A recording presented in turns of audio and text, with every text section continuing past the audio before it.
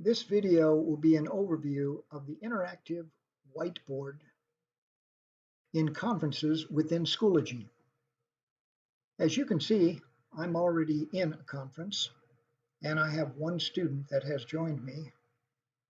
I've launched an incognito window so I can see my student view in that window and my teacher view. And I'll be going back and forth between these. When you first come into a conference, this is the first slide you will see. This is actually a slide presentation. And I'm going to close my left panel so we can see this a little better. And if I want to get to the other slides down at the bottom, I can click on the slide control, move to the right, and there are actually 11 more slides that are blank, like this one, that can be used as a whiteboard.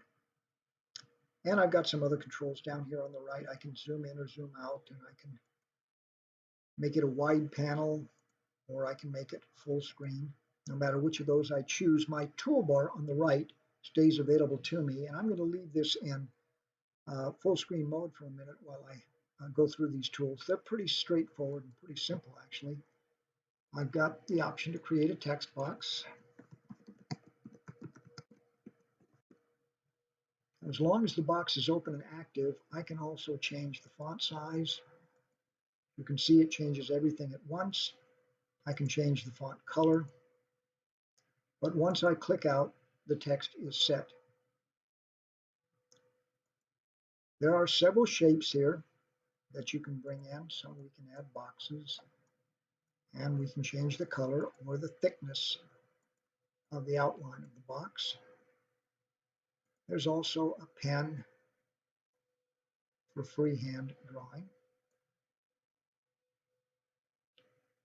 This last item, the pan icon, doesn't do anything until you actually zoom in. And when you zoom in, all it really does is allow you to move the field around so you can see everything that's on the slide. But what I can't do is grab an element like this square and drag it down into this. It doesn't work that way.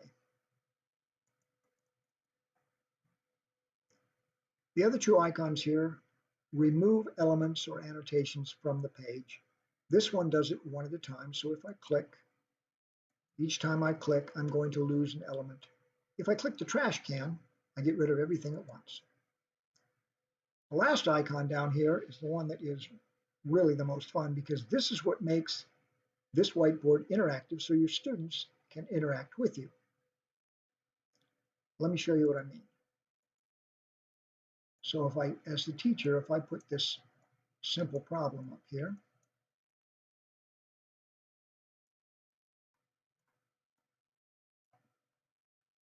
I'm going to come out of full screen so I can get to my student's view. When I go to my student side, my students really can't do anything. Let's close this panel so it's a little easier to see until, I'm going back to my teacher side, until I make the whiteboard interactive. Now, my student has all the tools that I have, and my student can grab the pen and they can change the color if they want to and tell me what they think the answer is. And just like I could, they can delete each element or the whole thing, but no matter what they click on, it will not affect my image, my part of the image. Okay, let's go back on the teacher side. That's pretty simple, pretty straightforward use of the interactive capabilities of the whiteboard. But let me show you something that's a lot more powerful. Down in the lower left corner, even if you have the panel open, you'll always have this little plus sign in blue. And when I click it, I can upload a presentation. Now in conference, a presentation refers to a document of some kind. Conference works very well with PDFs, but you can also upload a Word document, a picture, even a PowerPoint. Anything that is saved on the hard drive of your computer or somewhere on your computer, you can upload. By default, the PDF that we were just working with that had the 11 blank slides will always be here. But if I click Browse for Files, I'm taken to my computer where I can grab anything I want. I'm just going to grab, there's a PDF that I know I want to upload. I'm going to go back and grab one more file. It's a picture. that I want to use. And I'm going to click Upload.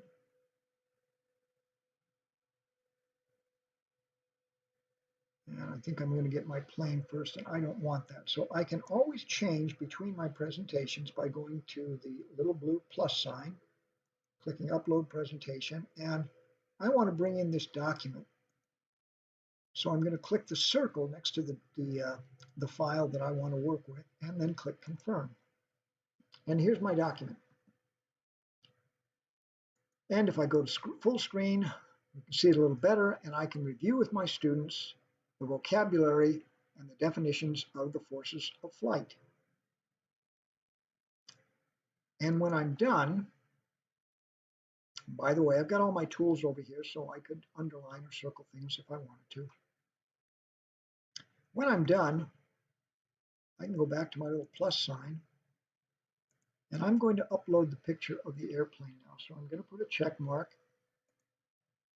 in the box across from the plane JPEG and click Confirm. And here's my airplane. And then what I can say to my students, let's open the public chat. Do any of you think that you can label the 4 forces of flight on the plane correctly in their proper location? If you think you can, go into the chat and type I can. So I'm going to go over to my student side. Now notice my student doesn't have any toolbar over here right now, but they can get into their chat. And my student types in I can. And on my teacher side, I see that my student has volunteered.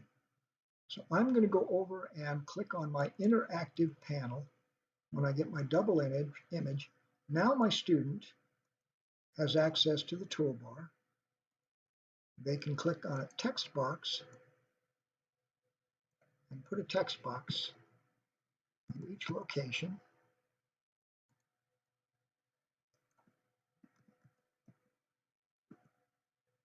And tell me the answers.